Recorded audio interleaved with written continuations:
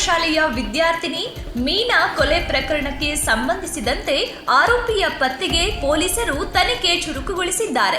ಸ್ಥಳಕ್ಕೆ ಜಿಲ್ಲಾ ಪೊಲೀಸ್ ವರಿಷ್ಠಾಧಿಕಾರಿ ಕೆ ರಾಮರಾಜನ್ ಅವರು ಭೇಟಿ ನೀಡಿ ಮಾಹಿತಿ ಪಡೆದಿದ್ದು, ಆರೋಪಿಯನ್ನ ಶೀಘ್ರ ಬಂಧಿಸಲಾಗುವುದು ಎಂದು ತಿಳಿಸಿದ್ದಾರೆ.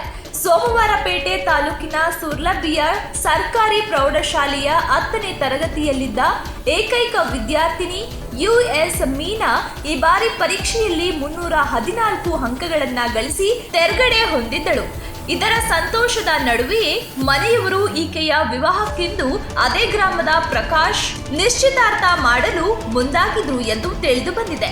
ಈ ಬಗ್ಗೆ ಮಾಹಿತಿ ತಿಳಿದ ಸಮಾಜ ಕಲ್ಯಾಣ ಇಲಾಖೆಯ ಅಧಿಕಾರಿಗಳು ವಿದ್ಯಾರ್ಥಿನಿಯ ಮನೆಗೆ ಭೇಟಿ ನೀಡಿ 18 ವರ್ಷದ ನಂತರ ವಿವಾಹ ಮಾಡುವಂತೆ ಕಾನೂನಿನ ಅರಿವು ಮೂಡಿಸಿದ್ರು.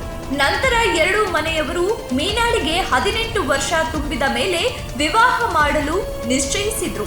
ಇದರಿಂದ ಕುಪಿತಗೊಂಡ ಪ್ರಕಾಶ್ ಸಂಜೆ ವೇಳೆಗೆ ಮೀನಾಳ ಮನೆಗೆ ಬಂದು ಆಕೆಯ ತಂದೆ ತಾಯಿಯ ಮೇಲೆ ಹಲ್ಲೆ ಮಾಡಿದ್ದಾನೆ. ನಂತರ ಮೀನಾಳನ್ನ ಸ್ವಲ್ಪ ದೂರ ಎಳೆದೊಯ್ದು ತಲೆಯನ್ನ ಕತ್ತರಿಸಿ ತೆಗೆದುಕೊಂಡು ಹೋಗಿದ್ದಾನೆ ಎಂದು ಎಸ್ಪಿ ಕೆ ರಾಮರಾಜನ್ ಮಾಹಿತಿಯನ್ನ ನೀಡಿದ್ದಾರೆ. ಆರೋಪಿ ಪ್ರಕಾಶ್ ತಲೆಮರೆಸಿಕೊಂಡಿದ್ದು ಪತ್ತೆ ಕಾರ್ಯವನ್ನ ಚುರುಕುಗೊಳಿಸಲಾಗಿದೆ. ಮೃತೆ ಮೀನಾ ತಂದೆ ತಾಯಿ 3 ಸಹೋದರಿಯರು ಹಾಗೂ 2 ಸಹೋದರಿಯರನ್ನ ಅಗಲಿದ್ದಾರೆ. ಮೀನಾ ಕೊನೆಯ ಪುತ್ರಿಯಾಗಿದ್ಲು.